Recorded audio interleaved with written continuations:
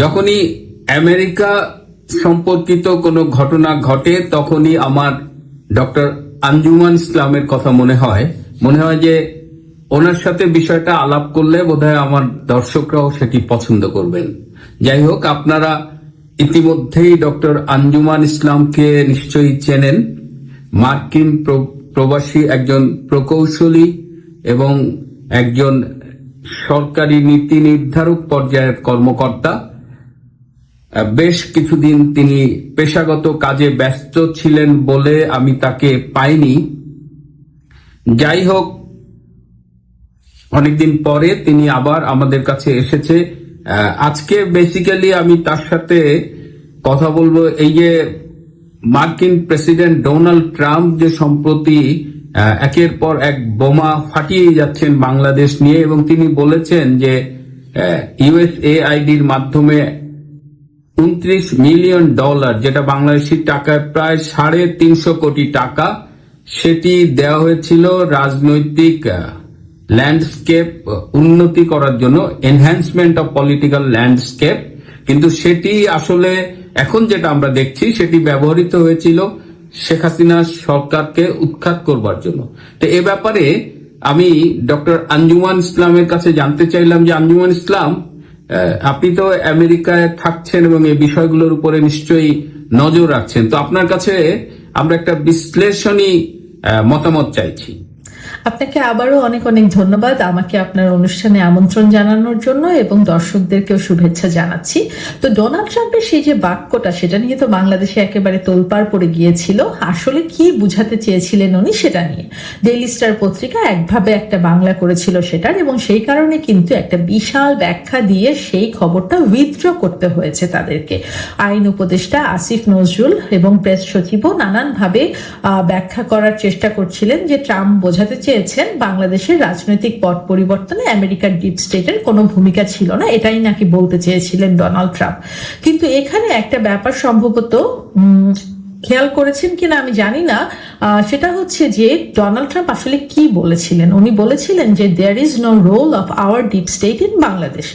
আবার বলি, there is no role of our deep state in Bangladesh. উনি কথাটা কিন্তু প্রেজেন্ট টেন্সে বলেছেন, ইজ বলে, এবং আওয়ার কথাটার উপরে জোর দিয়েছেন। তার মানে হচ্ছে যে এখনকার, মানে উনার সময়কার আমেরিকার কোনো ভূমিকা নেই বাংলাদেশের ব্যাপারে।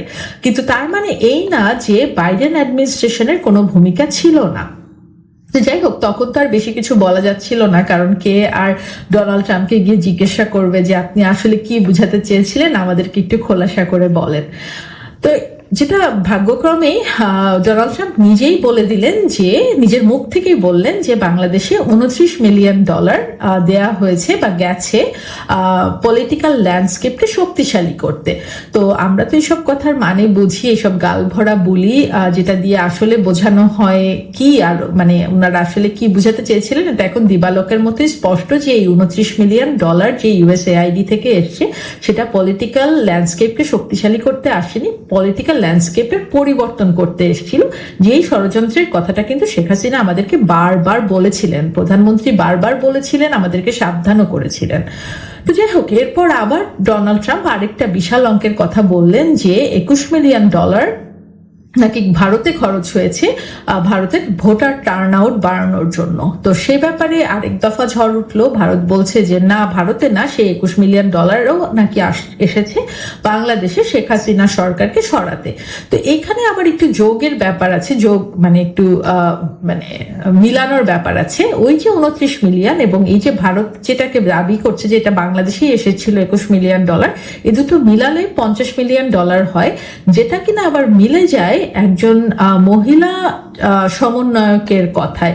এই মহিলা সমন্বয়ক 5ই আগস্টের পরপরই, উমামা সম্ভবত ওনার নাম, উনি বলছিলেন যে শুনেছি 500 কোটি টাকা নাকি এসছে বাংলাদেশে, তাহলে আমার 5 লাখ টাকা কোথায় গেল। তো এই দুটো ব্যাপার কিন্তু মিলে যায়। তার মানে আসলে বিশাল টাকার খেলা চলেছে বাংলাদেশে এই শেখ হাসিনা সরকারকে উৎখাত করার জন্য। তো যাই হোক, সেটা তো একটা গেল। তো এই সব ঝড়ের মধ্যে একেবারে সুনামির মতো আরেকটা ঝাঁকি দিয়ে দিয়েছেন ডোনাল্ড ট্রাম্প। উনি বলেছেন, একেবারে নির্দিষ্ট করেই বলে দিয়েছেন যে মাত্র 2 জন সম্বলিত একটা সংস্থা পেয়েছে সেই $29 মিলিয়ন। আগে এই সংস্থাটি 10,000 20,000-এর চেক পেত, কিন্তু এখন একেবারে একটা $29 মিলিয়ন চেক আমেরিকা থেকে পেয়ে ভীষণই ধনী হয়ে গেছে তারা। তো সোশ্যাল মিডিয়াতে তো সেই সুনামি মানে একেবারে কাঁপিয়ে দিয়েছে সোশ্যাল মিডিয়াকে। নানান ভাবে খোঁজা হচ্ছে যে কোন সেই সংস্থা যারা সেই $29 মিলিয়ন চেকটা পেল। মানে তীর যাচ্ছে এনজিওগ্রাম, সরকারের এনজিওর সাথে সম্পৃক্ত উপদেষ্টাদের দিকেও 2-3 জনের নাম তো সরাসরি আসছে। আবার অন্যদিকে ডেমোক্রেসি ইন্টারন্যাশনাল, তারা ওই যে বলে না যে ঠাকুর ঘরে কে রে, আমি কলা খাই না, ঠিক সেভাবে ওনারা আবার বলে দিলেন ডেমোক্রেসি ইন্টারন্যাশনাল যে বিভিন্ন সময়ে আমেরিকা সরকারের কাছ থেকে $29-30 মিলিয়ন করে পেলেও ডোনাল্ড ট্রাম্প যে সংস্থাটির কথা বলছেন সেই সংস্থাটি ওনারা না। তো যাই হোক, এইসবের ভিতরে সোশ্যাল মিডিয়া তো আর থেমে নেই, তারা চেষ্টা চালিয়েই যাচ্ছে খোঁজার জন্য যে কে কারা হতে পারে এই 2 পার্সন সম্বলিত সেই সংস্থা। তো এখন পর্যন্ত যেটা বুঝলাম কিছুক্ষণ আগের কথা, যে দেখা যাচ্ছে যে ঢাকা ইউনিভার্সিটির এক মহিলা শিক্ষক, উনি সম্ভবত মানে উনার দিকেই সন্দেহের তীরটা যাচ্ছে মূলত, যে উনি সেই সংস্থার একজন এবং অন্য আরেকজন হচ্ছেন USAIDর একজন কর্মকর্তা, যিনি কিনা আবার বাংলাদেশের যে আমেরিকান এমবেসি সেখানকার সাবেক কর্মকর্তা ছিলেন। তো এই দুজনের দিকেই সোশ্যাল মিডিয়া এখন তীরটা ছুটছে আর কি। তো দেখা যাক কোথাকার পানি কোথায় গিয়ে গড়ায়। তবে একটা কথা না বলে পারছি না, যদিও শেখ হাসিনা সহ আরো বেশ কিছু রাজনৈতিক ব্যক্তিত্ব বাংলাদেশের রাজনীতিতে ডিপ স্টেট আর মার্কিন ডলারের খেলার কথা বলে এসেছেন অনেকদিন ধরেই, কিন্তু ডোনাল্ড ট্রাম্প যদি না আসতেন বা ইলেকশনটায় না জিততেন তাহলে এত ডিটেইল কিন্তু আমরা কখনোই জানতে পারতাম না। আর জানলেও জনগণকে বিশ্বাস করানো কি সম্ভব হতো? আমরা বললে কি জনগণ বিশ্বাস করতো? বা শেখ হাসিনা নিজে বললেও তো জনগণ বিশ্বাস করছিল না যে এখানে ডিপ স্টেটের একটা বড় অঙ্কের টাকার খেলা চলেছে। ওই যে বলে না যে কুমারের টুকুর টাকুর আর কামারের একেবারে এক বাড়ি, তাতেই সব ঠিক। তো সেরকম ডোনাল্ড ট্রাম্প একেবারে এই 1-2 বাক্যের ভিতরেই সবকিছু সবার সন্দেহ দূর করে দিয়েছেন এই 2-1টা বাক্য বলে, এবং বাংলাদেশের রাজনৈতিক পট পরিবর্তনে যে ডিপ স্টেটের ইনভলভমেন্ট ছিল সেটা একেবারেই উনি পরিষ্কার করে দিয়েছেন। তো এই আর কি। ধন্যবাদ আঞ্জুমান ইসলাম। আমরা আরো লক্ষ্য করলাম যে খুব রিসেন্টলি ডক্টর ইউনূস একদম তৎপর হয়ে গেছে যে ইলন মাস্কের যে স্যাটেলাইট বেসড ইন্টারনেট কানেকশন যে স্টারলিংক, সেটা বাংলাদেশে আনার জন্য তিনি খুব উদ্গ্রীব হয়ে গেছে। তিনি দুবাই থেকে ফোন করলেন ইলন মাস্ককে, এবং সেটা আবার বাংলাদেশে তার চেলারা ছড়ায় দিল যে একদম মহাভারত উদ্ধার হয়ে গেছে যে তিনি ফোন করেছেন। যাই হোক, আমরাও পুলকিত বোধ করলাম। তো এই যে স্টারলিংকটা বাংলাদেশে আনলে মানে আপনার কি ধারণা যে এর মধ্য দিয়ে ডক্টর ইউনূস ইলন মাস্কের সাথে একটা ব্যবসায়িক সম্পর্ক স্থাপন করবে এবং এর মধ্য দিয়ে সে ডোনাল্ড ট্রাম্পের একটা রাজনৈতিক আনুকূল্য পাবে? স্টারলিংক নিয়ে ডক্টর ইউনূস যে খেলাটা খেলছেন এটা কিন্তু বেশ ইন্টারেস্টিং। 2020 সালে যখন ইলন মাস্ক স্যাটেলাইট ভিত্তিক এই ইন্টারনেট ব্যবস্থাটা বাজারে আনলেন তখন সেটা বেশ আলোড়ন তৈরি করেছিল, কিন্তু অতিরিক্ত খরচ আর নিরাপত্তার কিছু ঝুঁকি থাকায় এই লো আর্থ অরবিটাল বা LEO ইন্টারনেট থেকে প্রফিট তুলতে বেশ বেগ পেতে হয়েছে ইলন মাস্ককে। মানে উনি 7,000-এর মতো স্যাটেলাইট পাঠিয়েও মাত্র 5 মিলিয়ন কাস্টমার জোগাড় করতে পেরেছেন এই কয় বছরে। তো যাই হোক, 2023 সালেও ইলন মাস্ক কিন্তু শেখ হাসিনা সরকারের সাথে দর কষাকষি করছিলেন বাংলাদেশকে স্টারলিংকে যুক্ত করার জন্য। তো যে কারণেই হোক শেখ হাসিনার সরকার তখন রাজি হয়নি, বা শেখ হাসিনা সরকারকে ইলন মাস্ক রাজি করাতে পারেননি। তো এর মধ্যে তো কম্পিটিশন আরো বেড়েছে। অন্যতম কম্পিটিটর হিসেবে চায়না আবির্ভূত হয়েছে। তাদের স্যাটেলাইট ভিত্তিক ইন্টারনেট কোম্পানির নাম হচ্ছে স্পেসসেল, এখন যেটা আর কি ফোরফ্রন্টে আছে। তো সেটার সাথে আবার মালয়েশিয়ার যে মিয়াস্যাট প্রোভাইডার, ইন্টারনেট প্রোভাইডার, তারাও যুক্ত হয়ে গেছে। স্পেস সেলের সাথে নাকি ব্রাজিলও একটা চুক্তিতে আসতে চাচ্ছে। তো এইসবের পরিপ্রেক্ষিতে ইলন মাস্ক খুবই অ্যাগ্রেসিভ হয়ে গেছেন। উনি ঘোষণা দিয়ে দিয়েছেন যে স্পেস এক্স তাদের মেগা কনস্টেলেশন বাড়িয়ে 42,000 স্যাটেলাইট নিয়ে যাবে। আবার চায়নাও পিছিয়ে নেই, তারাও প্রায় 38,000 স্যাটেলাইট পাঠানোর প্ল্যান করে ফেলছে। তো খুবই হাইটেক সব ব্যাপার স্যাপার চলছে আর কি। তো এর ভিতরে ডক্টর ইউনূস নাকটা ঢোকাচ্ছেন কিভাবে, আসি সেই প্রসঙ্গে। তো এখানে ব্যাপার আসলে দুটো, একটা তো বাণিজ্যিক আর একটা রাজনৈতিক। তো প্রথমে আসি ডক্টর ইউনূসের বাণিজ্যিক যে প্ল্যানটা সেটা নিয়ে। তো গ্রামীণ ফোনের অন্যতম প্রতিদ্বন্দ্বী বাংলাদেশে হচ্ছে বাংলালিংক। তো বাংলালিংকের যে মূল প্রতিষ্ঠান ভিয়ন, সেটার মাধ্যমে কিন্তু বাংলালিংক স্টারলিংকের সাথে কানেক্ট হতে চাইছে। তো সেটা যদি হয়ে যায় তাহলে গ্রামীণ ফোন কিন্তু ভীষণ বিপদে পড়তে যাচ্ছে। কারণ হচ্ছে গ্রামীণকেও তাহলে স্যাটেলাইট ইন্টারনেট আনতে হবে গ্রাহক সেবা ঠিক রাখতে। আর বিপদ আরো বেড়েছে, কারণ গ্রামীণ ফোনের যে 64% অংশীদার নরওয়ে টেলিকম বা টেলিনর, তারা আবার স্টারলিংকে যুক্ত হতে চায় না।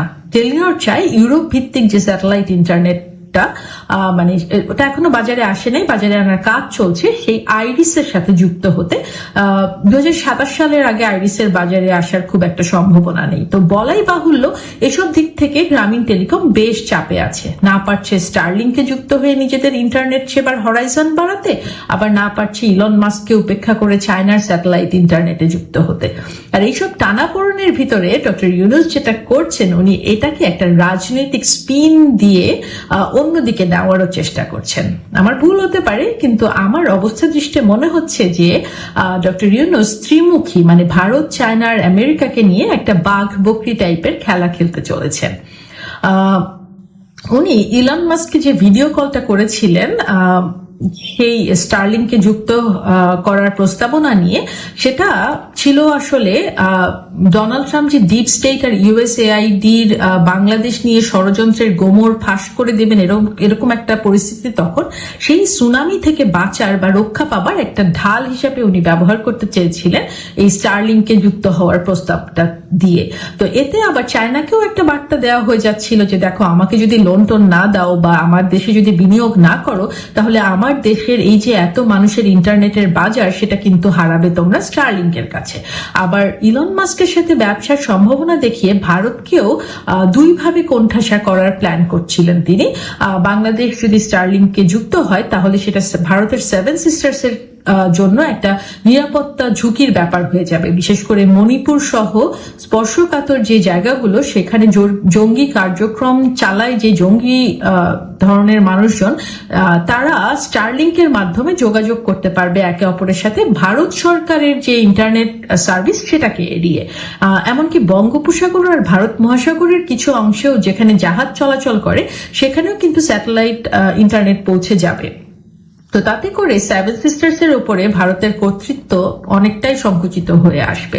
তো এর বাইরেও গিয়েও, মানে অন্যদিকে আবার যেটা যে মোদি ট্রাম্পের যে একটা ব্রোম্যান্স বা যে ফ্রেন্ডশিপ সর্বজন বিদিত, সেখানেও একটা একটুখানি কর্তৃত্ববাদ দেখায় দেওয়া যে ট্রাম্প আর মোদির যতই ব্রোম্যান্স থাকুক না কেন, ট্রাম্পের যে পরম আস্থাভাজন হিসেবে পরিচিত এখনকার দিনে সেই ইলন মাস্ক কিন্তু ডক্টর ইউনূসের সাথে ব্যবসায়িক পার্টনারশিপে জড়ানো। তো মানে এই যে স্টারলিংকে নিয়ে উনি এই রাজনৈতিক লেভারেজটাও খেলতে চেয়েছেন আর কি। তো দেখা যাক ডক্টর ইউনূস কতটা পারেন এই স্টারলিংকে উনি আসলেও কি কোনো লেভারেজ হিসেবে ইউজ করতে পারেন কিনা এই রাজনৈতিক দেন দরবারের ভিতরে, সেটাই। ধন্যবাদ। ধন্যবাদ আঞ্জুমান ইসলাম আপনার জ্ঞান গর্ভ আলোচনার জন্য। এবং আমি খুবই ব্যথিত হলাম যে এই যে স্টারলিংক নিয়ে ডক্টর ইউনূসের এত দৌড়ঝাঁপ, তিনি এটা করছেন কিন্তু গ্রামীণ ফোনের সাথে স্টারলিংকের একটা ব্যবসায়িক টাই আপ করে দেওয়ার জন্য। এখানে কিন্তু বাংলাদেশ সরকারের জন্য তিনি তেমন কিছু করছেন না। তিনি যে বাংলাদেশ সরকারের অন্তর্বর্তীকালীন একজন প্রধান উপদেষ্টা, সেটা কিন্তু তার আচরণে মনে হয় না। তার চেয়ে অনেক বেশি তিনি এখনো ওই গ্রামীণ নেই পড়ে আছেন। যাই হোক, ডক্টর আঞ্জুমানের আলোচনা থেকেও দেখলাম, আমরা ইতিমধ্যে সামাজিক যোগাযোগ মাধ্যমেও দেখছি যে বাংলাদেশকে নিয়ে এই মার্কিন ডিপ স্টেট, বিশেষ করে বাইডেন প্রশাসনের সময় সেই ডিপ স্টেট, ইউএসএআইডি, সিআইএ একটা ভয়ঙ্কর খেলা খেলেছিল এবং সেই খেলাটা সেই গোপন খেলাটার এখন আমরা ক্রমশ উন্মোচন দেখছি। এবং প্রিয় দর্শক, আমি চেষ্টা করছি যে এই যে ইউএসএআইডির $29 মিলিয়ন এলো এবং শোনা যাচ্ছে যে ভারতে যে 21 মিলিয়ন দিয়েছিল সেটাও মূলত বাংলাদেশের পারপাজে ভারতে এবং বাংলাদেশে ইউজ হয়েছে, সব মিলিয়ে $50 মিলিয়ন। তো এই $50 মিলিয়ন বাংলাদেশে কারা কারা পেয়েছে সেটা খোঁজার চেষ্টা করছি এবং দেখি বেশ কিছু নাম নিয়ে হয়তো পরবর্তী কোনো একটা এপিসোডে চলে আসবো।